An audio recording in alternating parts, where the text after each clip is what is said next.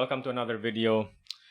As you can see, there's no more squat rack behind me, and so it's just a plain wall now, and I actually like it this way. I have been selling my stuff, a bunch of other things like the squat rack and a bunch of weight plates for the barbell, and a few of my pedals I've sold already. I have been listening to a lot of minimalism videos lately, interviews and podcasts. So I've been more intentional about minimalism recently.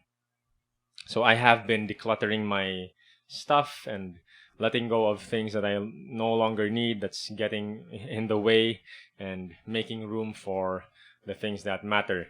So, but I would say though that I have been a minimalist ever since, I think, or at least I am drawn towards the idea of simplicity. So as you can see in a bunch of my videos as well, in terms of how I play or how I approach the way I think in my playing, as well as how I edit my tones in the Boss GT8 and GT1 and my current pedal board, I really keep it simple. So I don't really have a lot of effects going on, or so I don't really tweak a lot. So I keep things simple. So the idea of simplicity is something that I really like, and I have been implementing in for the most part of my life, or at least I am drawn towards it. And by the way, speaking of minimalism, I have another shirt here that's very minimalistic design from 3rd Street Concepts again. So if you like the design, there's a bunch of other shirts as well, newly released. Check out the Facebook page of 3rd Street Concepts and check out the other designs as well. So just a small print on this side of the shirt, very minimalistic.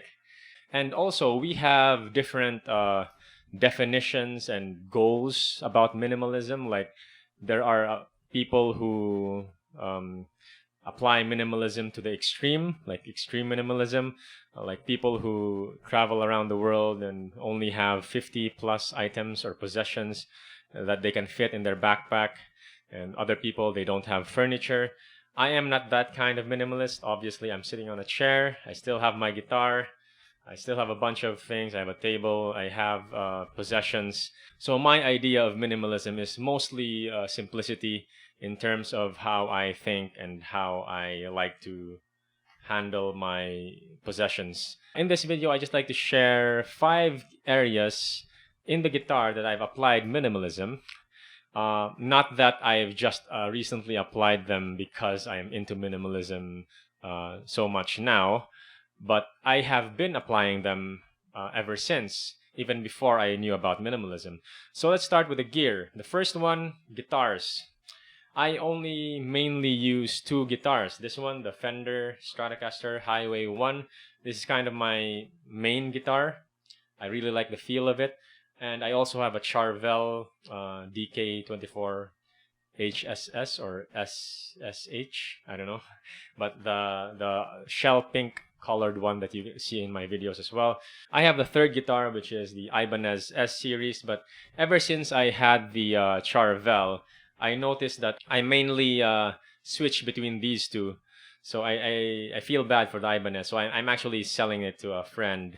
So because I noticed that when I got the Charvel, I wasn't using the Ibanez too much, and it just the strings got rusty, and I also noticed that it's always a pain to maintain these guitars. Like you have to clean it and change the strings. So 2 guitars is enough for me.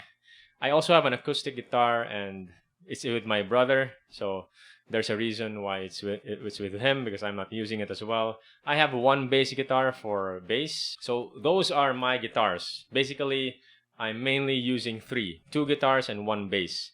So number 2 is pedals and gear, mainly pedals. I know that I have been playing around with my pedal board and changing it up very frequently. Early this year, I posted my dream pedal board, and like a few months later, I dismantled it again and changed things up again. So But very recently, since I've been more intentional about minimalism, I've decided to just keep 3 pedal boards. One mainly with the GT1000 core and the looper that I'm using now um, for recording and practicing at home, and 2 smaller pedal boards for live gigs. So anything that's not in those pedal boards, I am selling. I've already sold a bunch. So you can criticize me for not being too minimalistic about pedal boards. But once again, we have different definitions about it. I have sold a bunch of my pedals, the pedals that I'm not using. I still have a few around that I haven't sold yet, but I've already listed them online. So, and I can still say that I am a minimalist in that area of my guitar playing, because for the most part of like my college years up until very recently, I have been using the Boss GT8 for like 20 plus years. So if that's not minimalism, I don't know what is. So that's enough about gear. Number 3 is more on actual playing. Scales. I don't like to think about a lot of scales. I mainly use the pentatonic scale and the major scale. So, but that's not to say that I don't know how to use the melodic minor or harmonic minor. Like,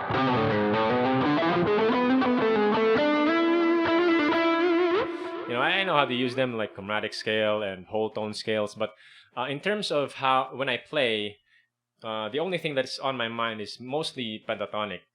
Depending on the song, if it requires a Phrygian dominant scale, then I would use that. So it depends. But for the most part, I'd like to think of it less as a like an 80-20 rule or 90-10 rule, or depending on what numbers you want to use, 95-5 rule. So meaning like 20% of the scales that you practice, you use 80% of the time, and that's how I view it. So I don't like to think about a lot of scales, and I noticed that when I play a guitar solo, there's only like 2 or 4 measures that you play a guitar solo, and I just found out that when I start with a bend, the 4 measures easily goes by, and like I can't be bothered by thinking about where am I gonna insert the melodic minor lick or whatever. So I just mainly think about the pentatonic scale, and whatever happens. So I still practice other scales, but 90% of the time, pentatonic major scale. That's number 3. Number 4 is technique. I used to focus a lot about technique way back when I was in college. I would dedicate a day for like alternate picking, a day for sweep picking and legato and economy picking and tapping and all the other techniques out there. Alternate picking arpeggios, string skipping, pedal note licks. So that was the majority of the time that was spent practicing. But nowadays, once again, I like to keep things simple, and I just focus on concepts and sequences and patterns now, and whatever technique is suitable for that pattern, that's what I use. So I don't force any technique. Like I should be able to like alternate pick this and play legato and play economy picking with this pattern so that I can be versatile. So I don't think about that anymore. Once again, I just like to keep things simple. So that's number 4, technique. And number 5 is notes. So I used to play a lot of. I'm known to be like a fast guitar player. So when I would have a backing track like this, like whoops, key of D.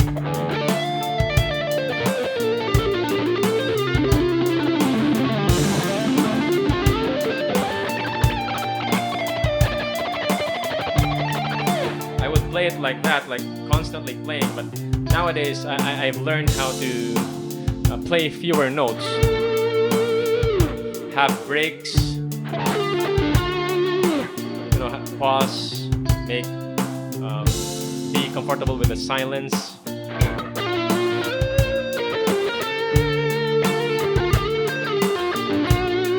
because of that, I'm able to play more melodic. And there's always a time for playing fast notes, and that's how I learned how to um, play the fast note licks right in the right moment, not just play fast all the time. So those are the 5 areas that I have applied minimalism or simplicity or intentionalism. So once again, I'm not saying that you should minimize or you should sell all your guitars. If you're a guy who likes to have 10 guitars and you can take care of all of them, then that's good. That's good for you. Like I said, minimalism is different for everyone.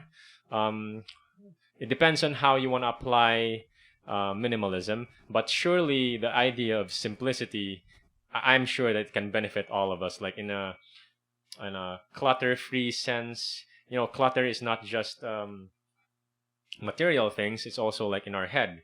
So there's also mental clutter. So it can affect our creativity. So I just like to keep things simple, and that's how I think. And I'm just more intentional about minimalism nowadays. So those are the 5 areas. And if you have any questions or comments, leave them down below if you agree or disagree with me. So thanks so much for watching. I'll see you in the next video.